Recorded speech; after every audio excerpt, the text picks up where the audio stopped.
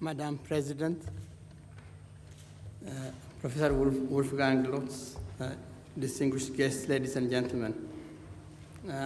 I also want to join my colleagues in expressing my honor to be present on this occasion and to congratulate you all on the launch of the Wittgenstein Center for Demography and Global Human Capital. I'm grateful to my friend, Professor Wolfgang Lotz, for enabling me to be present here. I should also say that I'm really happy to be present in Vienna because I consider Vienna as one of the most beautiful cities in the world, and I had occasion to visit that some time back. Ladies and gentlemen, I've been asked to make a brief introductory remark on health and its interaction on education and population. I will do so from the vantage point of a generalist, and given that my previous colleagues have indeed touched on this subject, I'll be fairly brief. Health, education, and population are inextricably interwoven and, as was said, determine the well-being of the people of our world. This is not a new truth. What is new is an emerging realization that this interaction can impact on the future of our planet. The declaration of the Millennium Development Goals by the global community in the year 2000 essentially set out a survival strategy for the people of this world. And as many of you know, I guess all of you know, most of the Millennium Development Goals are related to health and education. The link between health and education has been recognized for a long time. Just for the benefit of the young members of this group, let me say that two mechanisms have been put forward to explain the effect of health on education. The first is the effect of improved health on school children, which affects school attendance, cognitive ability, and learning. A very simple example is the effect of intestinal worms in school children, which results in absenteeism, lack of attention in classes, and ultimately poor educational achievement.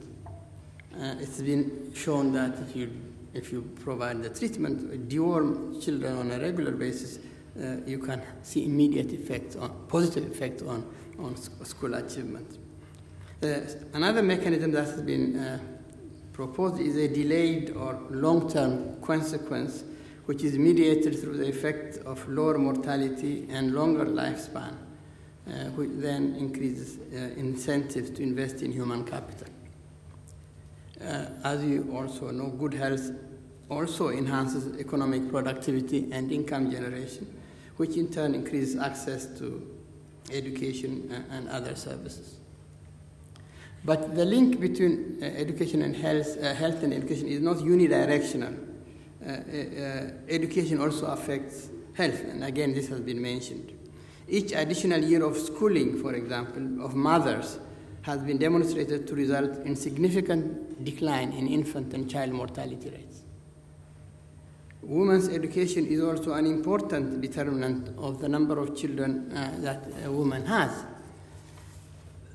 For example, in one study, women with college degrees have 1.6 to 2 children, while those with elementary education alone have more than 3.2 children. So a very clear correlation. The rapid increase of the world's population during the 19th and 20th centuries was as you again know, was not a result of increased fertility, but that of lowered mortality. Now, in the industrialized world, this was initially probably due to better sanitation, improved nutrition and education, and subsequently advances in health sciences, improved health services, income, and widespread use of family planning devices resulted in a marked fall in fertility rates. In this process, female education and empowerment have had significant impact.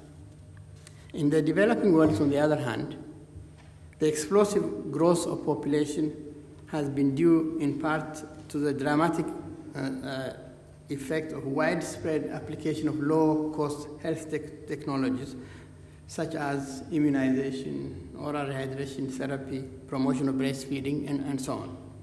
And this has resulted in a marked fall in infant and child mortality rates.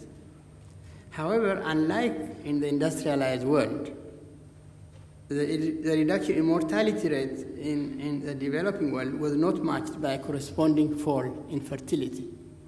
And this has resulted in an explosive growth of population.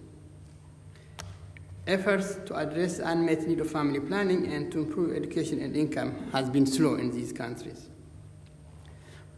Of the countries, I'll end up by, in effect, repeating what Paulina also said, that of countries in the developing world, those in sub-Saharan Africa continue to have unchecked and unsustainable growth of population, which in association with an increased rate of communicable diseases such as HIV, AIDS, malaria, and tuberculosis.